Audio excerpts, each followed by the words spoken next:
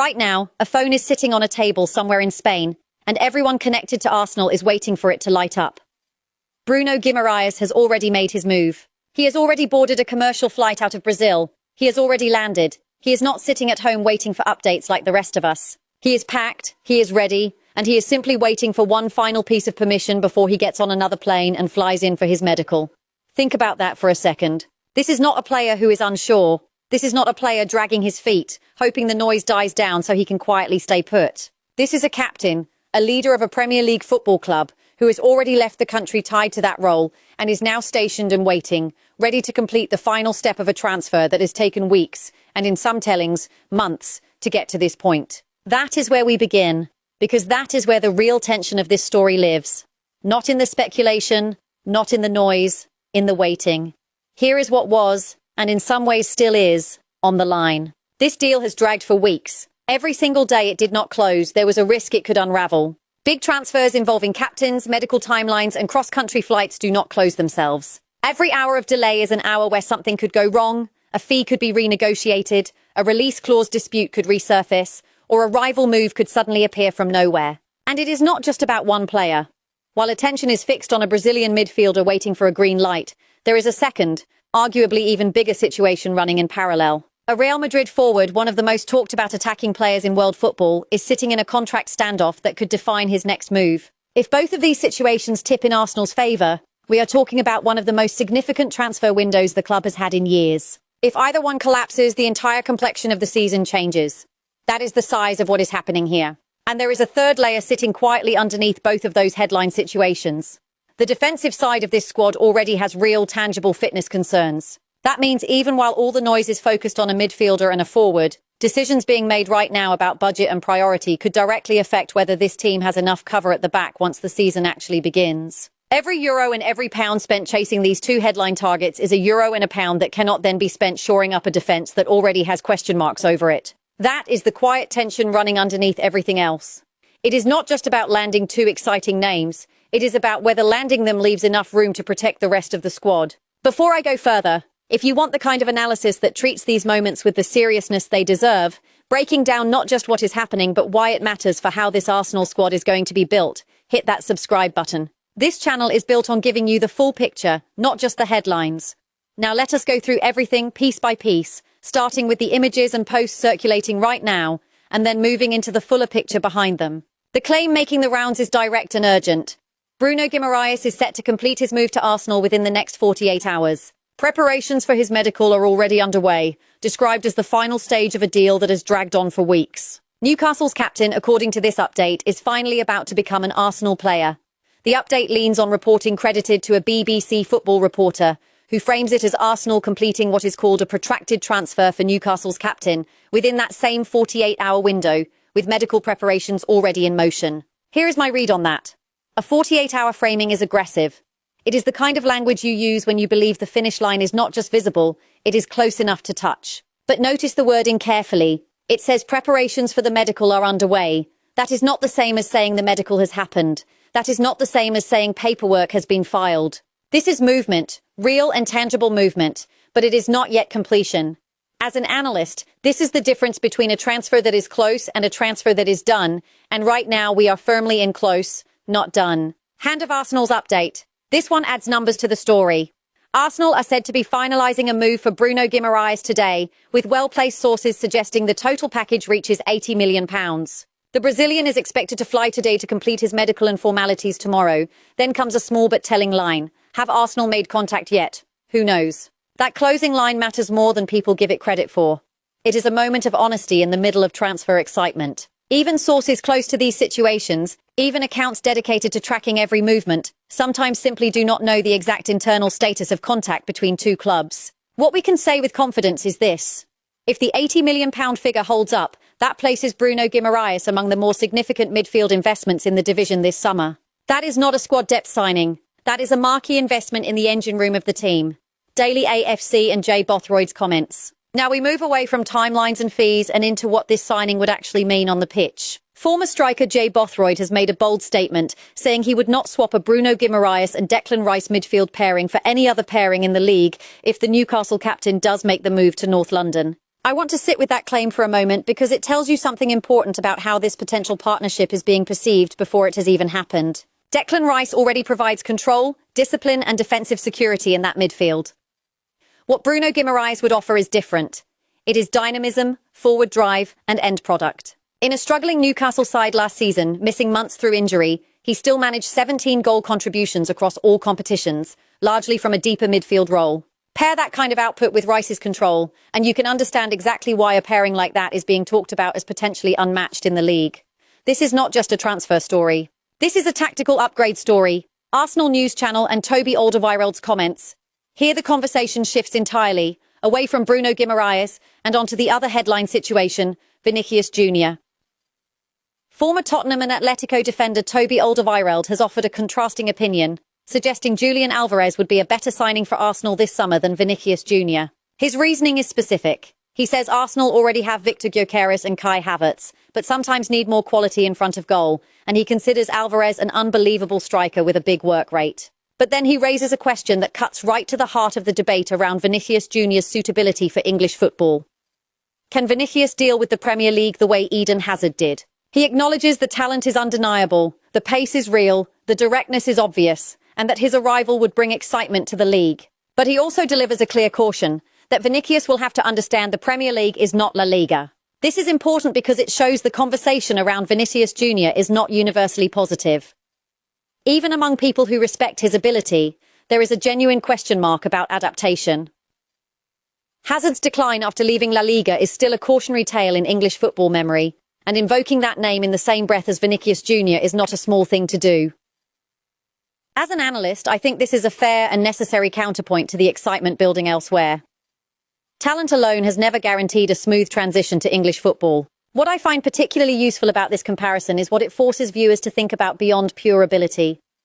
Pace and directness translate across most leagues in some form. What does not always translate automatically is the physical demand of the Premier League, the reduced space, the increased contact, and the compressed schedule compared to La Liga. Alderweireld played inside the Premier League for years as a defender, which gives his caution a certain practical weight. He is not dismissing Vinicius as a talent. He is raising a structural question about fit, and structural questions about fit are exactly the kind of thing that gets overlooked in the excitement of a marquee pursuit. It is a useful counterbalance to keep in mind as this story develops. Arsenal Radar and Thomas Roncero's comments. This next piece draws one of the most striking parallels in the entire story. Journalist Thomas Roncero, speaking on a Spanish radio program, compares the current Vinicius Jr. contract situation directly to how Cristiano Ronaldo left Real Madrid. According to Roncero, Ronaldo was earning €22 million net on his final Real Madrid contract, the same figure Vinicius has reportedly now rejected. Ronaldo asked for 30 million, Madrid offered 25 million or nothing, and he left. Now, Roncero argues, it is happening again. Vinicius has been offered 22 million, but he is asking for 30 million. I want to be careful here because this is framed clearly as one journalist's comparison and interpretation, not a confirmed outcome. It is a rumour-level claim in terms of what it predicts will happen next, even though the underlying contract figures are being reported as fact. What makes this comparison powerful, though, is the symmetry. If those numbers are accurate, Vinicius is not just in a contract dispute, he is in almost the exact financial position that preceded one of the most significant departures in modern Real Madrid history. That is the kind of parallel that makes this situation feel less like routine negotiation and more like a genuine crossroads moment. This adds specificity and a touch of reassurance for those hoping the situation resolves in Real Madrid's favour. Vinicius Jr. has rejected Real Madrid's most recent offer of €22 million per year until the year 2031. There is a new meeting scheduled for Wednesday between the two parties. It is also reported that after the World Cup, Jose Mourinho told Vinicius that he counts on him and that the two have a good relationship. That last detail is worth pausing on. If Mourinho, as the current Real Madrid manager, is expressing that level of personal investment in keeping Vinicius happy and engaged, that tells you the resolution of this situation is not purely financial. There is a human and relational element here too. A player who feels valued and wanted by his manager is not always a player who walks away, even when the numbers do not immediately align. This is one of the more interesting threads running underneath the Arsenal interest because it suggests Real Madrid is not simply hoping he leaves quietly. There is an active effort from the manager's chair to keep him invested in the project. This is also why I would caution against treating the financial gap as the only variable that matters here. €8 million a year is a real and meaningful gap, but football history is full of players who stayed at clubs despite a shortfall in wages, simply because the relationship with the manager, the role in the team, and the emotional pull of the badge outweighed the extra money on offer elsewhere. Equally, football history is full of players who left for exactly the opposite reason. Both outcomes remain genuinely possible here, and that is precisely why this should be treated as unresolved until Wednesday's meeting actually happens. Now let us step back from the individual posts and look at the wider picture behind these stories. On the Guimaraes situation overall, the broader picture is that Arsenal and Newcastle have not finalised this deal just yet, but a total agreement is nearing. Both parties are expecting the deal to be wrapped up soon, and there is a clear desire on both sides for a resolution. Guimaraes arrived in Spain on a commercial flight from Brazil and is already waiting to get on another plane. He is awaiting a final call for permission to travel for his Arsenal medical, with direct contact between the parties ongoing to formalise the finer details. My analysis here is simple. This has been an unusually long and public saga for a transfer of this profile. Countless briefs, countless conversations through intermediaries, and yet what tends to get lost in the noise around the fee and the timeline is just how strong a signing this actually is on football merit. In a Newcastle side that struggled for large stretches of last season, Guimaraes still produced 17 goal contributions across all competitions from a deeper midfield role, and did that while missing months through injury. That is a genuinely elite level of output for a player operating primarily as a controller and progressor of play, rather than an out-and-out attacker. Given the style Arsenal's manager wants to play, built on control, progression and dynamism from midfield, Guimaraes fits as close to a natural match as you are likely to find in this market. It is not difficult to see why there is confidence he could play a significant role from very early in the season, assuming this deal does complete as expected. There is also a squad-building logic worth spelling out clearly. Arsenal have already completed 3 permanent signings this window, with a long-term centre-back arriving after a loan spell last season, alongside a new goalkeeper and a forward. Compared to some of their direct rivals in the league, that has been described as relatively modest business so far. Landing Guimaraes would immediately change that perception, and it would do so in the position where this squad arguably needed the clearest upgrade, a deeper midfield role capable of both progressing possession and contributing directly to goals. It is one thing to add depth. It is another thing entirely to add a player who can walk straight into the strongest possible starting 11, and every indication here points toward the second scenario. On the Vinicius Jr situation overall, Arsenal's confidence over signing Vinicius Jr is described as growing, even though Real Madrid have continued reminding everyone that he has returned for pre-season training under Mourinho. The reasoning behind that growing confidence is financial. Even with Real's latest contract proposal edging closer to his demands, it remains short of what he wants. A meeting between both parties is scheduled for Wednesday, and things may become clearer after that. My reading of this is that Real Madrid appear open to selling under certain circumstances, but the real challenge for Arsenal is not convincing Real Madrid to sell. It is convincing Vinicius himself that leaving is the right move. What may tip that decision is not sentiment, it is salary. Arsenal appear willing to make a financial commitment that Real Madrid, for whatever internal reasons, currently are not matching. There is a real financial gap being discussed, and while €8 million a year might sound abstract in the context of elite football finance, it is a significant enough gap that it hands Arsenal a genuine point of leverage in this pursuit. It is also worth being completely clear with you here. This entire Vinicius Jr situation remains a rumour and a live negotiation, not a confirmed transfer. Guimaraes is a deal that is nearing completion, with medical arrangements actively in motion.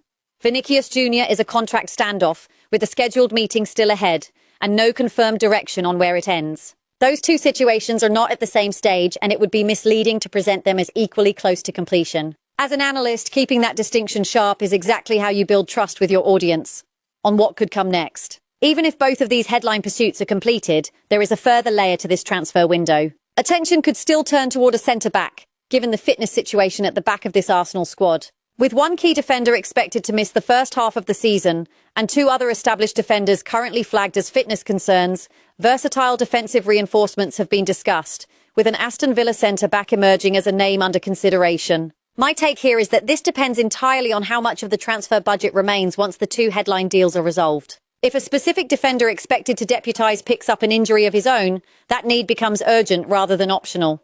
And there is a natural market dynamic at play too. The longer this window goes on, the less time a selling club has to find a replacement, which tends to push valuations upward. Right now, this is described as not a priority, but that status could shift quickly depending on how the next few weeks unfold, on what Vinicius Jr himself has said. Separately, there is real insight into how Vinicius is approaching this moment personally. He has spoken about his relationship with Mourinho, saying his manager wants him to be exactly as he has always been, happy, positive, and playing his own natural style of football. That is a notably warm and settled tone from a player supposedly on the verge of a major move away. Real Madrid have also been actively promoting his return to training, including a specific video montage marking his comeback. And in more recent footage, Vinicius has spoken about the training sessions he has taken part in and about the upcoming season, in a way that, on the surface, does not sound like a man planning his exit. Here is where I think the real tension in this entire situation lives. Real Madrid's hierarchy appears to be the side pushing toward a departure, largely because their contract offer remains below his wage demands. Vinicius himself, at least publicly, is not sending signals of a player desperate to leave. Arsenal's decision-makers, described as ready to match his financial expectations, are essentially betting that money moves this negotiation in their favour, even if the emotional pull towards staying at Real Madrid remains strong. That is a fascinating dynamic, and it is exactly why Wednesday's meeting carries so much weight. It is not just a financial negotiation. It may be the moment that determines whether sentiment or economics wins out. On the football side, away from the transfer noise. It is worth remembering Arsenal are not simply sitting and waiting on these two deals. There is an actual football schedule continuing in parallel. A friendly is being lined up, with the squad continuing preparations that include the return of key defensive options and attacking talent from their post-World Cup break, while some first-team players remain away from the group for a little longer. What stands out here is the timing. If Bruno Guimaraes does complete his move in the coming days, he would be walking into a squad still finding its rhythm in pre-season, with several regular midfield options not yet fully reintegrated. That actually strengthens the case for him playing a significant role early, not despite the timing, but because of it. A team short of certain options in midfield to begin the season is a team that benefits enormously from adding a proven, high-output midfielder exactly at this point in preparation. So here is where everything stands. Bruno Guimaraes is not a rumour anymore, in the sense that we are talking about a player who has physically travelled, who is waiting for final clearance, and who is described as being in the closing stages of a move that has taken far too long to reach this point. This is a deal that is close, with real tangible steps taking place right now, even if it has not yet been fully completed.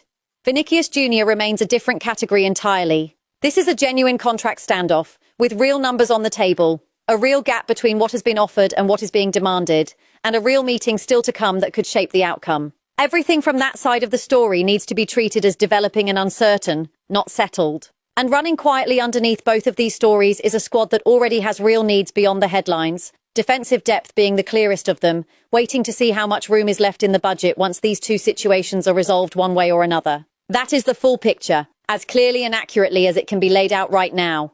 No exaggeration, no getting ahead of what has actually been confirmed. Just the facts, broken down the way they deserve to be. If this kind of detailed, careful breakdown is what you come to this channel for, make sure you are subscribed, because there is a lot more still to unfold before this transfer window closes. I will be here to walk you through every step of it. This has been Melissa, Arsenal Analyst. Thank you for watching, and I will see you in the next one.